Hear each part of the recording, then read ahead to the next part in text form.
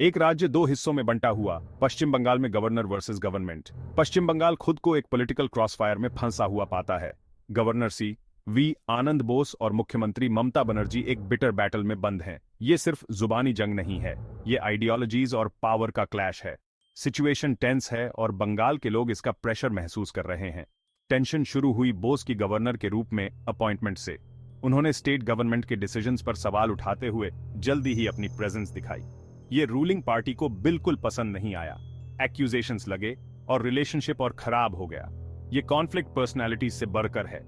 ये इंडिया में चल रहे गवर्नर चीफ मिनिस्टर क्लैशेस के एक बड़े ट्रेंड को दर्शाता है। ये कॉन्फ्लिक्ट्स अक्सर अलग अलग पॉलिटिकल एफिलिएशंस की वजह से होते हैं।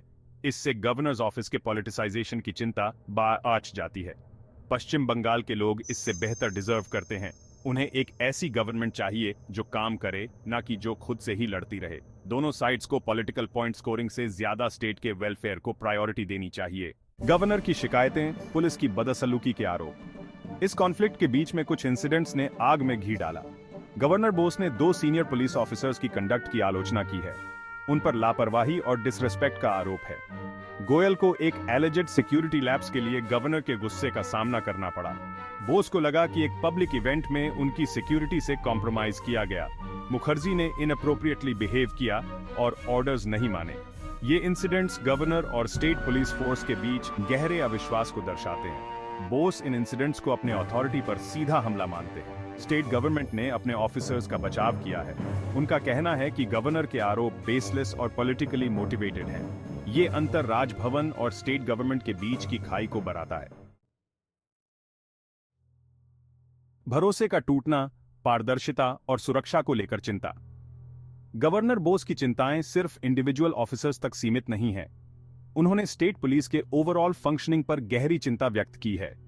उनका आरोप है कि पुलिस फोर्स में पारदर्शिता और जवाबदेही की कमी है।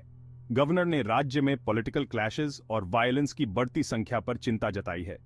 बोस ने स्टेट गवर्नमेंट पर फोन टैप करने का आरोप लगाया है। इस गंभीर आरोप ने अविश्वास को और बढ़ा दिया है।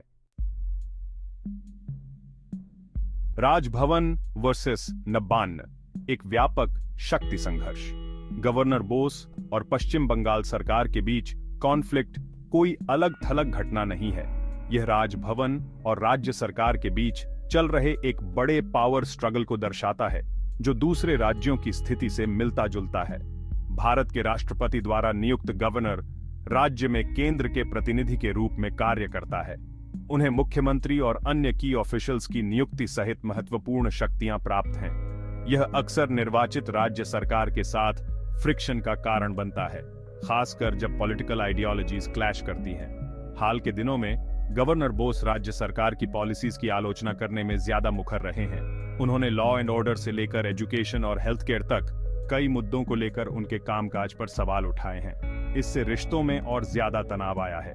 बदले में राज्य सरकार गवर्नर पर अपनी कॉन्स्टिट्यूशनल बाउंड्रीज से बाहर जाने और केंद्र सरकार के एजेंट के रूप में काम करने का चार्जेस लगाती है। उनका तर्क है कि वह राज्य के मामलों में दखल अंदाजी कर रहे हैं और उनकी लोकतांत्रिक तरीके से चुनी हुई सरकार को कमजोर कर रहे हैं।